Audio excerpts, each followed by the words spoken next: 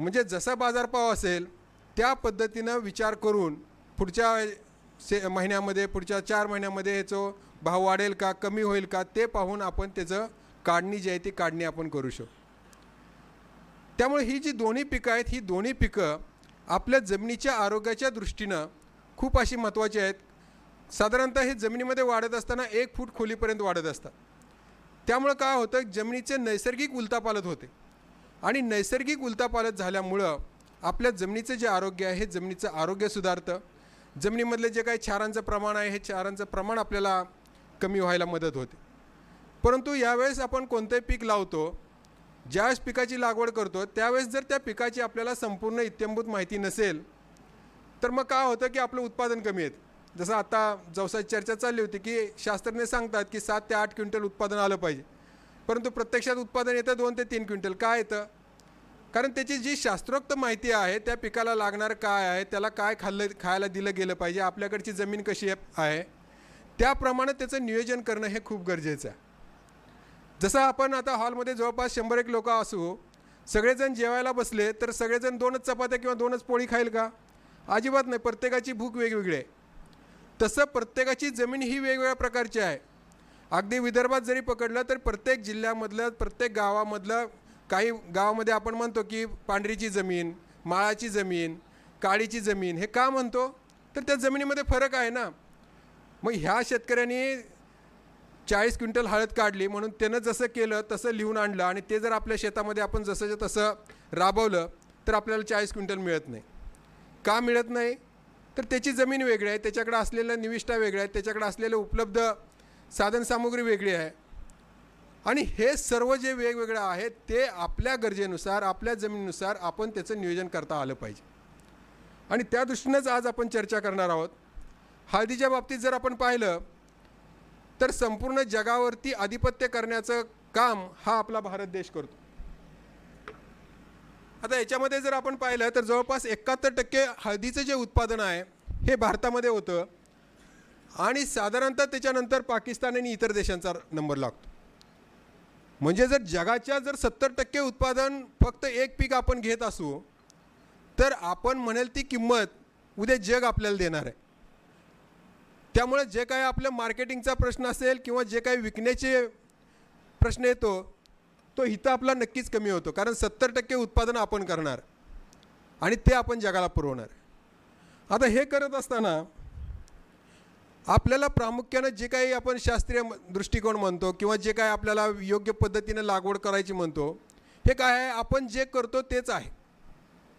परंतु जे काही आपण करतो त्याच्या वेळा ठरलेल्या आहेत, त्याच्या वेगवेगळ्या अवस्था ठरलेल्या आहेत आणि त्यासाठी हे जे 5 मुद्दे आहेत ह्या 5 मुद्द्यावरती जर आपण योग्य प्रमाणे नियोजन जर केलं तर नक्कीच आपण एकरी 30 क्विंटलपर्यंत वाळलेली हळद काढू शकतो किंवा आलं जे आहे ते एकरी साधारणतः 15 टनापर्यंत आपण अद्रकीचं उत्पादन घेऊ शकतो. हे झालं सरासरी. आता त्याच्यापेक्षाही जास्त उत्पादन काढणारे आपल्या इथे शेतकरी बसलेले आहेत. त्याच्या यशोगाथा तुम्हाला नंतर ऐकायला मिळतीलच. म्हणजे हे कमीत कमी उत्पादन काढायचं असेल तर आपल्याला शास्त्रीय दृष्टिकोनातून माहिती घ्यायची आहे आणि त्यासाठी हे जे 5 मुद्दे आहेत हे 5 मुद्दे. आता याच्यामध्ये नवीन काय तुम्हाला दिसतंय का? पहिला योग्य जमिनीची निवड. हा पहिला मुद्दा सांगितला की म्हणतात हे मगासपासून मोठमोठं सांगितलं की आपला जमिनीचं आरोग्य टिकवायचं आहे, हे करायचं आहे. काय सांगतं ते? माझ्याकडे जर जमीन आहे त्याच जमिनीत मी लागवड करणार आहे. काय मी दुसरीकडून आणून टाकणार आहे? नाही टाकणार. माझ्याकडची जी जमीन आहे तीच मी वापरणार आहे. परंतु ती वापरत असताना माझी जमीन कशी आहे हे जमीन ठरवूनच आपल्याला त्याच्यामध्ये लागवड करायची.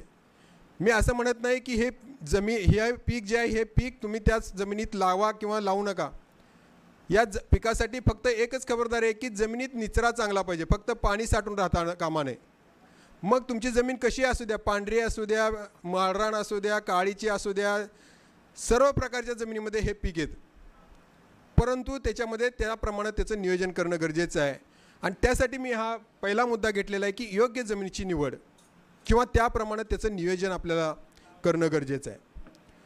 दुसरं जे आहे ते पारंपरिक पद्धतीमध्ये आपण सरीवरंब्यावरती लागवड करत होतो किंवा काही सपाट वाप्यामध्ये लागवड करत होते. तर तर त्याच्याऐवजी जर आपण गादी वाप्यावरती लागवड केली तर आपल्याला याचा या पिकामध्ये खूप चांगला फायदा असा दिसून येतो. कारण हे जे कंदवर्गीय पीक आहे जमिनीमध्ये वाढत असते. जमिनीमध्ये जेवढा भुसभुशीतपणा असेल, जेवढे मोकळीपणा असेल, जेवढी माती पोकळ असेल, त्याच्यामध्ये कंदांची पोसवण किंवा शेंगांची पोसवण जी आहे ती चांगली होते. आपण मातीचा ढेकळ घ्या आणि त्याच्यामध्ये बोट घालण्याचा प्रयत्न करा. आपलं बोट जातं का नाही, आपल्याला दाब द्यावा लागतो.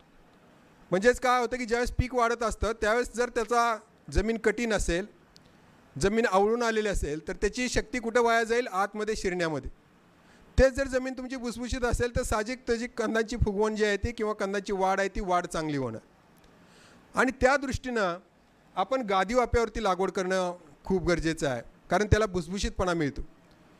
आणि दुसरं जे काही हळदीवरती नुकसान होतं, आपण आता पाहतात की काही हळदीला कंदकुज लागलेली आहे. हे लागतं कधी, ज्यावेळेस आपण पीक काढायच्या अवस्थेमध्ये येतो त्यावेळेस नेमकं आपल्याला कळतं की कंदकुज लागलेली आहे. तर त्या कंदकुजीचा जो प्रसार आहे तो बियाण्यामार्फत काही बुरशीद्वारे होत असतो आणि त्यासाठी ही बीज प्रक्रिया खूप महत्त्वाची. तिसरं जे महत्त्वाचा मुद्दा आहे की प्रमाणशीर खताचं नियोजन. आपण खतं टाकतो, रासायनिक खतं टाकतो, सेंद्रिय खतं टाकतो, परंतु ह्या दोन्ही खतांचा जो मिलाप आहे हा मिलाप आपल्याला साधता आला पाहिजे.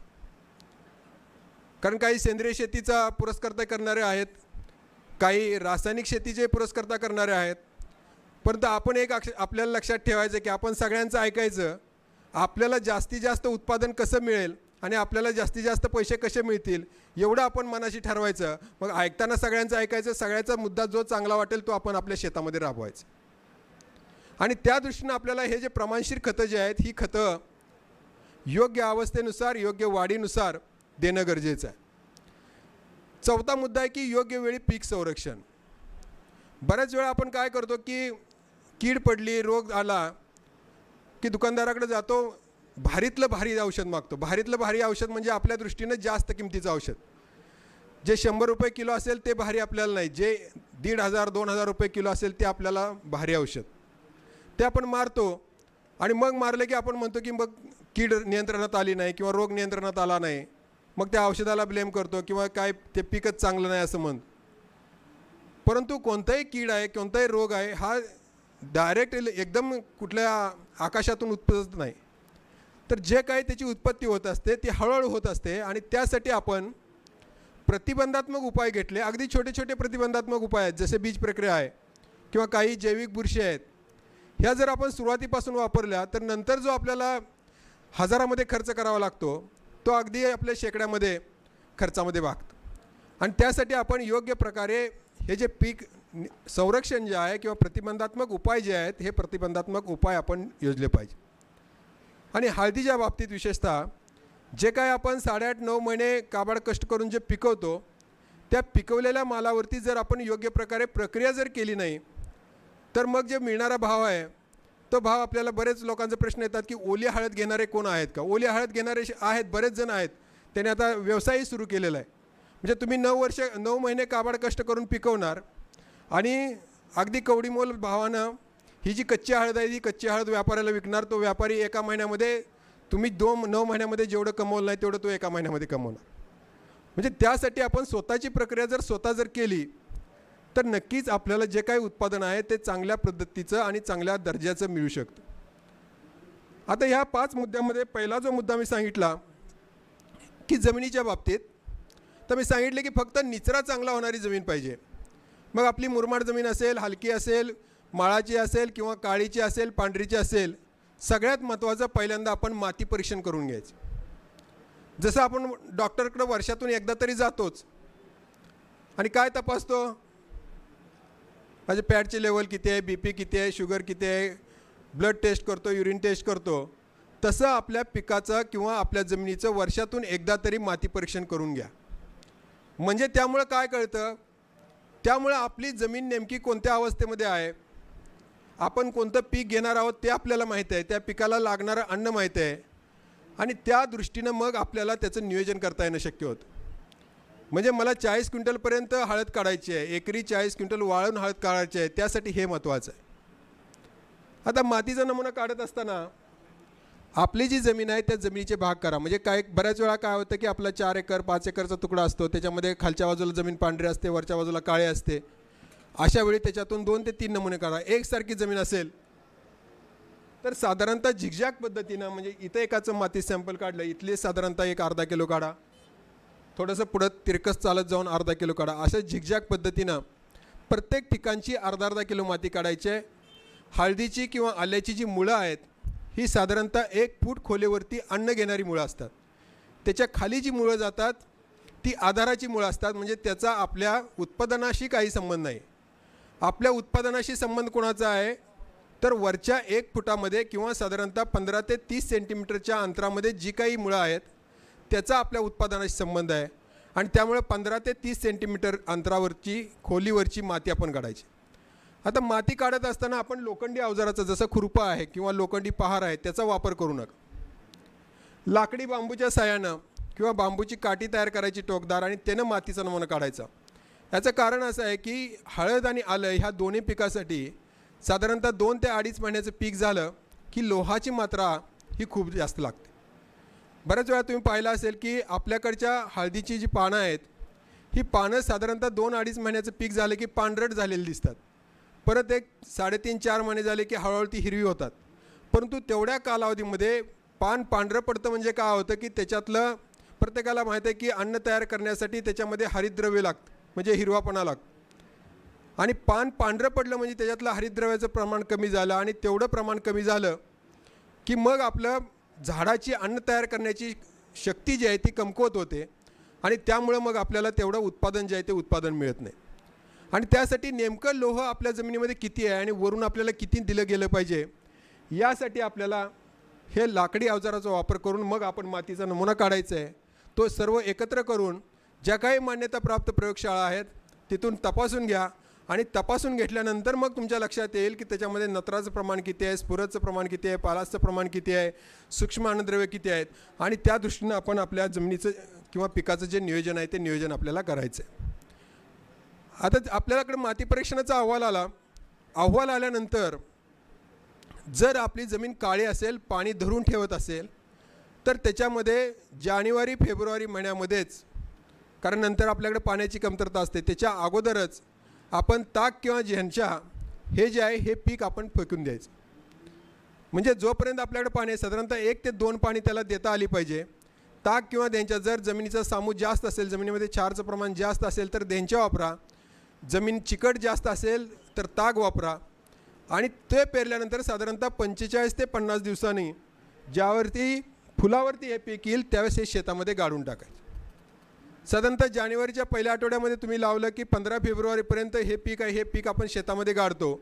त्याच्यानंतर पाण्याची काही गरज नाही. जमीन चांगली तापू द्या. 1 ते 2 नांगरटी करून घ्या. साधारणतः उभी आडवी नांगरट करणं या पिकासाठी खूप गरजेचं आहे की जेवढं जमीन तुमची भुसभुशीत असेल तेवढ्या कांदांची पोसवण जी आहे किंवा फुगवण जी आहे ती फुगवण आपली चांगली होणार आहे.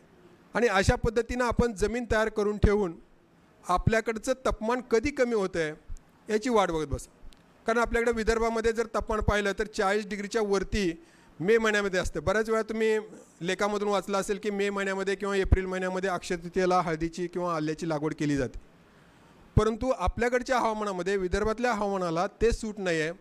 कारण जर तापमान 40 डिग्रीच्या वरती जर असेल तर जे नवीन कोंब बाहेर पडणार आहेत ते नवीन कोंब करपले जातात किंवा ते सुकले जातात. तर त्यासाठी आपण याची जी लागवड आहे ती 40 डिग्री सेल्सिअसपेक्षा तापमान कमी झाल्यानंतर आपण ह्या दोन्ही पिकांची जी लागवड आहे ती लागवड करायची आहे. आणि आपल्याकडचं जर वातावरण पाहिलं तर साधारणतः 15 जून किंवा 1 जूनचा पहिला पंधरवडा याच्यामध्ये आपण या पिकांची लागवड जी आहे ती लागवड आपण करायची. आता हे जे पिकाचं नियोजन करत असताना मी सांगितलं की हे पीक वाढतं कसं हे आपल्याला माहिती असणं गरजेचं आहे.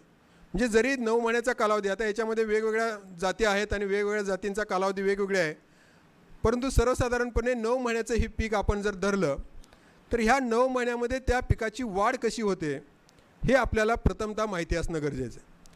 कारण ज्यावेळेस पीक कसं वाढणार आहे, कसं त्याला खायला लागणार आहे, कोणत्या अवस्थेमध्ये काय दिलं गेलं पाहिजे.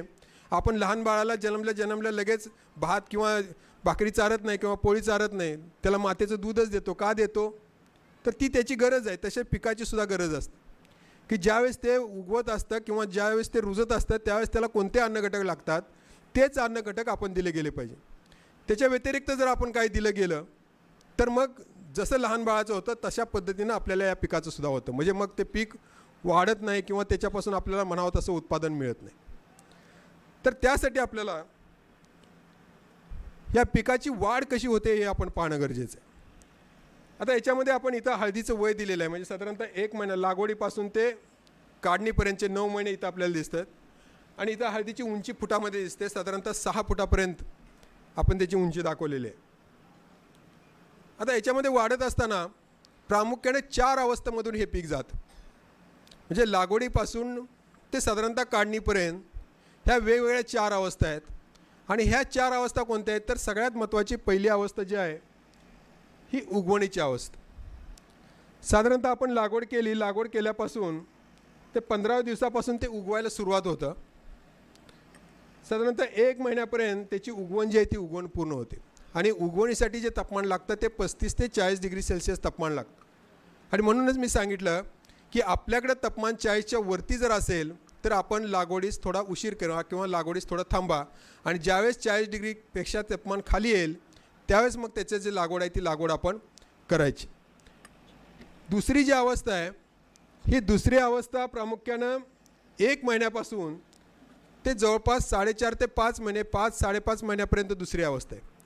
आणि ही जी दुसरी अवस्था आहे ही दुसरी अवस्था आपल्या दृष्टीनं खूप महत्त्वाची आहे. कारण जे काही उत्पादन आपल्याला पुढं मिळणार आहे ह्या उत्पादनाचा बराचसा भाग या अवस्थेमध्ये ठरत असतो. आता या अवस्थेमध्ये तुम्हाला दिसतं की त्याची उंची जी आहे ती उंची वाढलेली आहे. म्हणजे इथं जे उंची आपण जर पाहिली तर साधारणतः लागवडी उगवल्यानंतर 1 फुटापर्यंत आपल्याला पहिली सुरळी निघते किंवा जे काही आपली उगवण होते ते उगवण होताना जी काही सुरळी बाहेर पडते म्हणजे पहिला कोंब जो बाहेर पडतो हा जो कोंब आहे हा कोंब किती लांबीचा बाहेर पडावा हे सुद्धा महत्त्वाचं आहे. म्हणजे जर तो छोटा राहिला लहान राहिला तर पहिलं पान आपलं लहान राहतं आणि त्यामुळे मग पुढची जी पानं बाहेर पडणार आहेत ती पानंसुद्धा लहान लहान निपजतात आणि मग त्याचा उत्पादनावरती परिणाम होतो. त्यामुळे पहिली जी सुरळी आहे ही पहिली सुरळी आपली कमीत कमी 15 ते 20 सेंटीमीटर बाहेर आली पाहिजे आणि मग त्याचं पान उघडलं पाहिजे. अशी सुरळी कधी बाहेर पडते तर जो काही आपण कंद निवडलेला आहे त्या कंदाचं वजन त्याला दिलेली आपण सुप्तावस्था म्हणजे जितके दिवस आपण ते बियाणं साठवलं आहे यावरती ते डिपेंड असतं किंवा त्याच्यावरती ते अवलंबून असतं. तर त्या दृष्टीने साधारणतः 1 फुटापासून ते जवळपास 5 ते 5.5 फुटापर्यंत याची जी उंची आहे ती उंची आपल्याला वाढत असलेली आपल्याला दिसून येते. दुसरं या अवस्थेमध्ये हळदीला जेवढ्या काही पानांची संख्या येते म्हणजे जेवढी काही पानं येणार आहेत ही 5 महिन्यामध्येच पानं येणार आहेत. त्याच्यानंतर पानांची संख्या हळदीला वाढत नाही. एखादं पान आलं तर 5व्या महिन्यानंतर येतं परंतु जी काही पानं येणार आहेत ही पानं 5 महिन्यापर्यंतच येत राहतात. आता ही जी पानं येणार आहेत साधारणतः जो मुख्य कोंब किंवा जो पहिला कोंब बाहेर पडतो त्या कोंबाला साधारणतः 10 ते 15 पानं पाहिजे आहेत. आपल्याला उत्पादन चांगलं काढायचं असेल तर याचं गणित आहे आणि त्याचं गणित आपल्या मनाशी ठाम असणं गरजेचं आहे. किंवा आपल्या ज्यावेळेस आपण शेतामध्ये जातो त्यावेळेस आपल्याला पहिल्यांदा लक्षात आलं पाहिजे की जसं मी सांगतोय त्या पद्धतीनं आपलं पीक आहे का. याचं ठोकताळं आहे. एकरी 40 क्विंटल काढायचं उत्पादन म्हणजे त्याचा एक ठोकताळा आपण मनाशी बांधायचं आहे. म्हणजे आपण कुठं आहोत हे आपण शेतामध्ये गेले आपल्याला कळतं. हे कसा ठोकताळा करायचा आहे तर साधारणतः आपण लागवड करताना मी सांगितलं की सुरळी जी आहे ते 15 ते 20 सेंटीमीटरपेक्षा जास्त लांबीची बाहेर पडली पाहिजे. दुसरे पहिलं 2 पानं जी आहेत ही पहिली 2 पानं ही लहान आहेत. ही पहिली 2 पानं लहान आपल्याला दिसत आहेत. ही 2 पानं आपल्या उत्पादनामध्ये फारसा रोल करत नाहीत. म्हणजे त्यांचा वाटा उत्पादनामध्ये फारसा नाही. यांचा वाटा काय आहे की त्यांनी फक्त जे काही नवीन पानं फुटणार आहेत त्या नवीन पानांना अन्न पुरवठा करणं एवढीच आहे. म्हणजे साधारणतः 5.5-6 महिने आता जर तुम्ही हळदीची स्थिती बघितली तर पहिली आलेली 2 पानं तुम्हाला वाळून गेलेली दिसतील.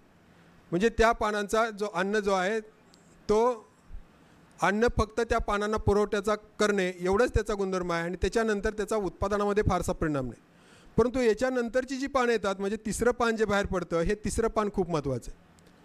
आणि ह्या तिसऱ्या पानापासून ते जवळपास 14व्या-15व्या पानापर्यंत म्हणजे हळदीची एकूण 11 ते 12 पानं ही आपल्या उत्पादनामध्ये खूप महत्त्वाची आहेत. आणि हे जे पान आहे ते प्रत्येक पान साधारणतः 1 ते 1.25 फूट लांबीला पाहिजे.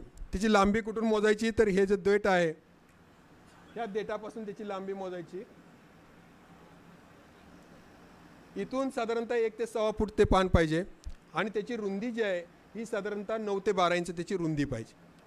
अशी आपली 11 ते 12 पानं जर आपल्या हळदीच्या मुख्य खोडावरती जर असतील तर आपलं एकरी 40 क्विंटलपर्यंत उत्पादन निघणार.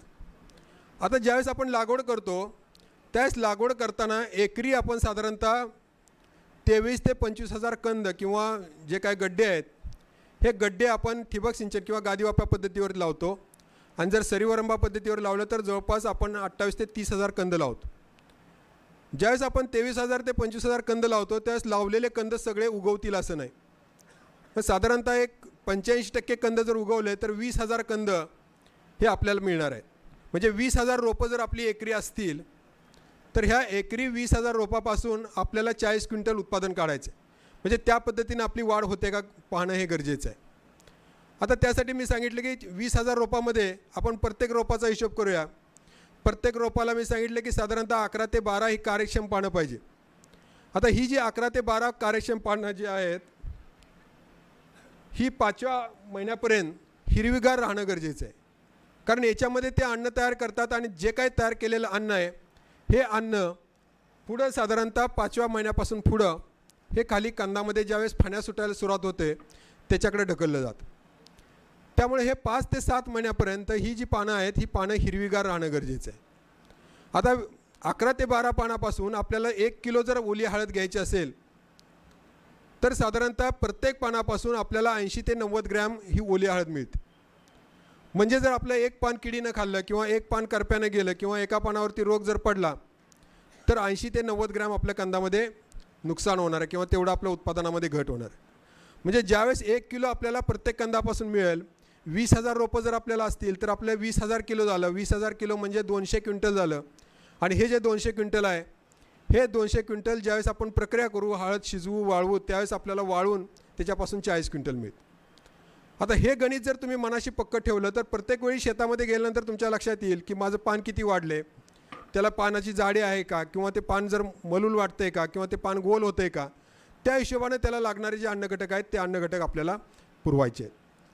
तिसरी अवस्था जी आहे ते 5व्या महिन्यापासून ते 7व्या महिन्यापर्यंत या अवस्थेमध्ये प्रामुख्याने हळकुंड सुटण्याचं जे काम आहे हे हळकुंड सुटण्याचं काम प्रामुख्याने या अवस्थेमध्ये होतं. आणि पुढच्या शेवटच्या 2 महिन्यामध्ये जे काही पानामध्ये साठवलेलं अन्न आहे हे सर्व अन्न खाली कंदामध्ये ढकलण्याचं काम सुरू असतं. म्हणजे बऱ्याच वेळा आपण पानं हिरवी असताना हळद कापतो. असं जर आपण केलं तर जे काही अन्न खाली कंदामध्ये उतरणार होतं तेच आपण कापून टाकतो. त्यामुळे आपल्याला हळदीचं म्हणावं तसं उत्पादन मिळत नाही. तुम्ही 7व्या महिन्यामध्ये कंदाचं वजन केलं तर ते 1 किलोच भरणार आणि 9व्या महिन्यामध्ये जर कंदाचं वजन केलं तर ते सुद्धा 1 किलोच भरणार. हार्डली 50-100 ग्रॅमचा फरक आपल्याला आढळेल. मग हे 9 महिन्यापर्यंत का ठेवायचं? कारण जर 7व्या महिन्यामध्ये जर तुम्ही कंद काढला आणि त्यावेळेस वजन केलं तर मी सांगितले की 1 ते 1.25 किलो आहे. सरांनी सांगितलं 1 किलो हळद आली की आपल्याला 40 क्विंटल उत्पादन मिळणार. मग लगेच 7व्या महिन्यामध्ये काढायला सुरुवात करतो, पण तसं अजिबात नाही. 7व्या महिन्यामध्ये त्याच्यामध्ये पाण्याचा जो अंश असतो तो जवळपास 85 ते 90% त्याच्यामध्ये पाणी असतं. आणि ज्यावेळेस आपण 9 महिन्यांना हळद काढतो त्यावेळेस त्याच्यामध्ये 72 ते 75% पाणी असतं. म्हणजे 15 ते 20% पाणी कुठं जातं? तर हे जे पानातलं अन्नद्रव्य आहे, अन्नद्रव्य म्हणजेच काय असतं? कार्बोहायड्रेट्स असतील, प्रोटीन्स असतील, फॅट्स असतील, हे सर्व अन्न त्या कंदामध्ये खाली उतरत असतं आणि त्यातनं पाणी हे बाहेर टाकत असतं. त्यामुळे 7व्या महिन्यातली